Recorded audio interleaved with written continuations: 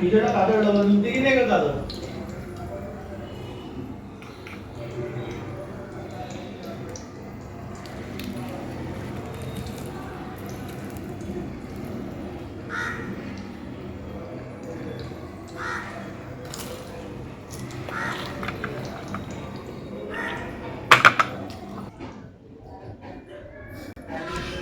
गाय, आज आपण बनवलेले आहेत हे सोयाबीन पालक बटाटा भजी। पहा त्याचा आवाज किती कुरकुरीत असा आवाज येत आहे। अगदी कडक आणि एकदम सुंदर आणि कुरकुरीत असे हे भजी झालेले आहेत। पहा त्याचा आवाज कसा येत आहे। गाईस, हे भजी इतके टेस्टी लागतात की तुम्ही सॉस बरोबर, चटणी बरोबर कशासोबतही खाऊ शकता। अशी ही पालक बटाटा सोयाबीन भजी बनवायलाही सोपी, खायला चविष्ट आणि काहीतरी वेगळी रेसिपी आपण बनवायला सुरुवात करून घेऊया। ही मी बनवली आहे पालकची डाळ, ही आपण आता साईडला काढून ठेवूया। आज पालक जास्त असल्यामुळे मी पालकचीच डाळ केलेली आहे। हा घेतला मी एक बाउल।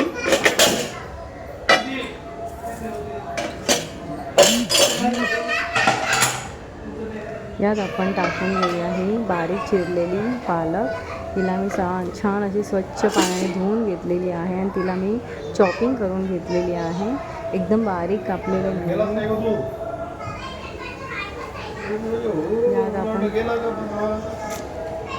यात आपण बारीक उभा चिरलेला कांदा आणि फ्रेंच फ्राईज सारखे शेपमध्ये उभे चिरलेले बटाटे टाकून घेत आहे। मी 2 मीडियम साईजचे कांदे आणि एक छोटासा बटाटा असा घेतलेला आहे।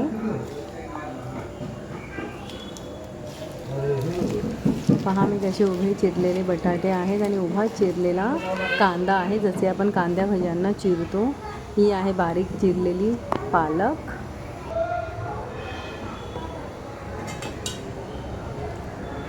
आता आपण पालक, कांदा आणि बटाटा एकत्र करणार आहोत। एका बाजूला मी गरम पाण्यामध्ये सोयाबीन भिजत घातले होते। आता यात आपण घालून घेऊया मीठ अगदी थोडेसे घालायचे आहे। पालकलाही पालक थोडीशी नमकीन असते। मी फारच कमी असे हलके मीठ टाकलेले आहे। आता आपण हे गरम पाण्यात भिजत ठेवलेले सोयाबीन यातलं पाणी काढून घेऊया। असे दाबून दाबून त्यातलं एक्स्ट्रा पाणी काढावं लागतं। हे पालक, कांदा, बटाटे आहेत, त्याच्यामध्ये मी आता हे असे पाणी काढलेले सोयाबीन टाकत आहे। छान पिळून घेत आहे मी। पाणी गरम असल्यामुळे हाताला चटका लागला। मी त्यातलं पाणी कमी करून त्यात थोडे थंड पाणी मिक्स केले। आता आपण छान हे सर्व सोयाबीन एकत्र करून घेऊया।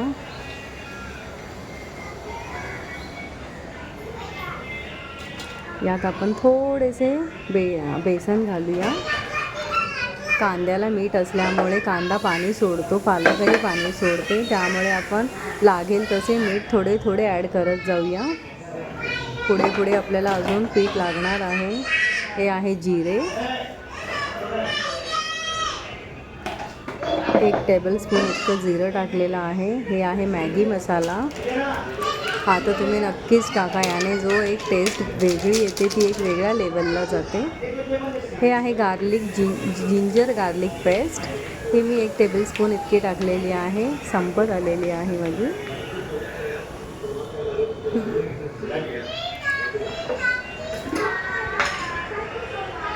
हे मी टाकत आहे ओवा, यालाही छान आपण असं चोळून घेऊया।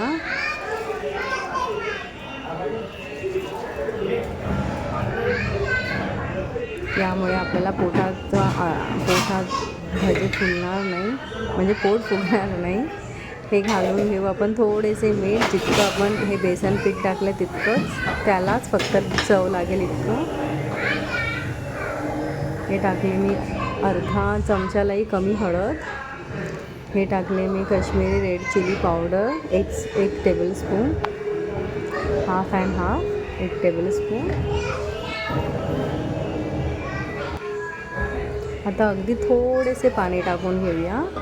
कांद्याला मीठ लावल्यामुळे त्याला एक पाणी थोडंफार सुटलं असेल, त्याच्यात आपण जितकं पीठ भिजेल तितकं भिजवून घेऊया.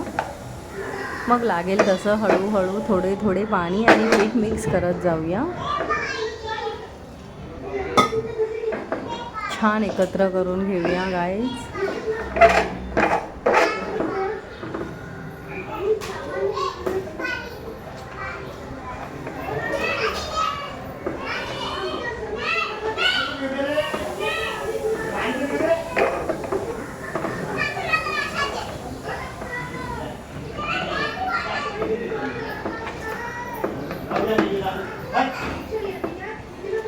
घरातला आवाज येत असेल, घाई लहान मुलं आहेत. थोडंसं पीठ अजून टाकत आहे.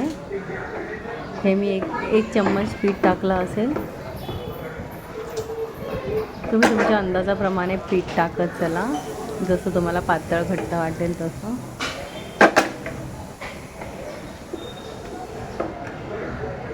जास्तही पीठ नाही टाकायचं आपल्याला, खूप असं बेसनाची भजी नाही करायची आहे. फक्त बँडिंग होण्यासाठी आपल्याला टाकायचे आहे. आता आपण याला छान 5 मिनटं मुरू देऊया. चला तर गाईज, आपण कढई ठेवून त्यात तेल टाकलेले आहे. आता ते तेल गरमही झालेलं आहे. यात आपण थोडंसं पीठ टाकून बघूया तेल गरम झालं आहे की नाही म्हणून.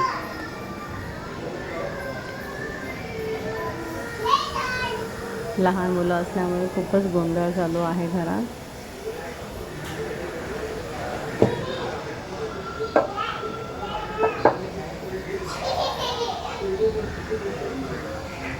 तर आता आपण भजे टाकायला घेऊया.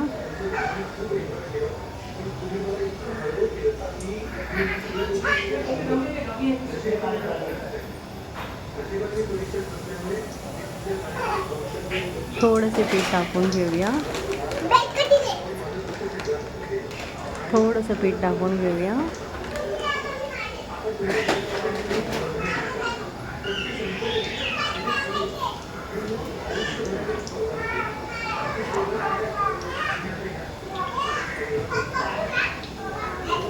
सॉरी गाईज, माझ्या मुलांमुळे खूपच डिस्टर्बन्स होत आहे. वेळातून वेळ काढून व्हिडिओ बनवतो. तुम्ही माझ्या व्हिडिओजला नक्की लाईक करा. चला तर आपण उरलेले सर्व पिठाचे भजे करून घेऊया. यात आपण सोडा हा टाकलेला नाही आहे. सोड्याचा प्रकार या भज्यांमध्ये सोडा हा टाकायचा नसतो, त्यामुळे सोडा मी टाकलेला नाही आहे. आपण अशाच पद्धतीने सगळे भजे टाकून घेऊया.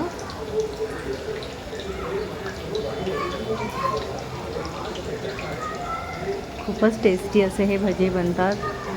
तुम्ही नक्की एकदा ट्राय करा. आता या भज्यांना छान असं गोल्डन ब्राऊन होईपर्यंत आपण फ्राय करून घेऊया. मी फास्ट गॅसवरच फ्राय केलेले आहेत.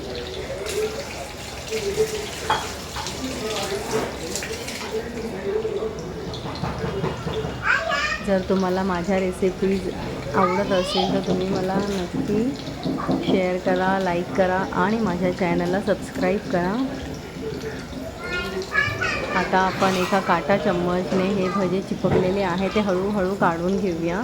आणि जास्त घाई नाही करायची, टाकल्या टाकल्या छानपैकी एक साईड होऊ द्यायची, म्हणजे ते तुटत नाहीत, फुटत नाही, छान असे मोकळे होतात. चमचा जात नाही आहे म्हणून मी काही परतण्याचा प्रयत्न नाही करत आहे, अजून होऊ देते. आता छान झाले बघा, भजे किती सुंदर दिसत आहे, मस्त फ्राय होत आहे बघा. ते आता आपले आप सुटलेत कढईपासून. आता माझा चमचा आरामात आत जात आहे, म्हणजे चिपकत नाही आहे माझ्या चमच्याला पीठ, म्हणजे भजे खालून एक साईडला चांगले झालेले आहेत. आता आपण या भज्यांना छान असे गोल्डन ब्राऊन होईपर्यंत फ्राय करून घेऊया. बघा किती छान दिसत आहे.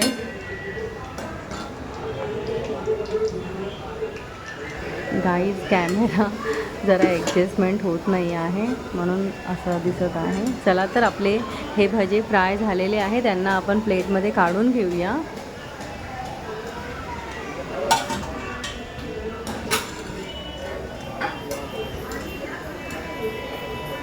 बघा किती सुंदर असे दिसत आहेत हे भजे.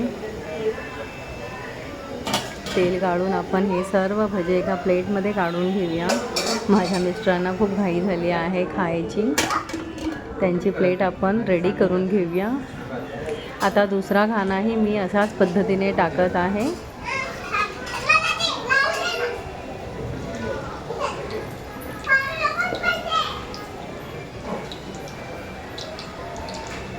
असे सर्व भजे मी टाकून घेत आहे.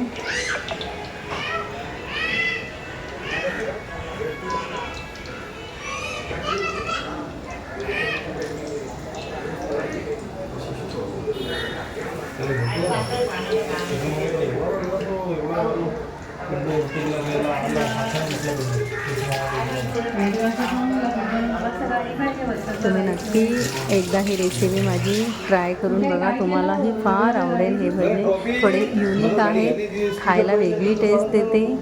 माझ्या या पद्धतीने तुम्ही नक्की बनवून बघा, तुम्हालाही आवडेल. आणि मला कमेंट बॉक्समध्ये नक्की सांगा की तुम्हाला माझे भजे हे माझ्या पद्धतीतले भजे कसे वाटले, टेस्ट कशी वाटली. चला तर मी माझ्या हजबंडची प्लेट बनवून घेत आहे.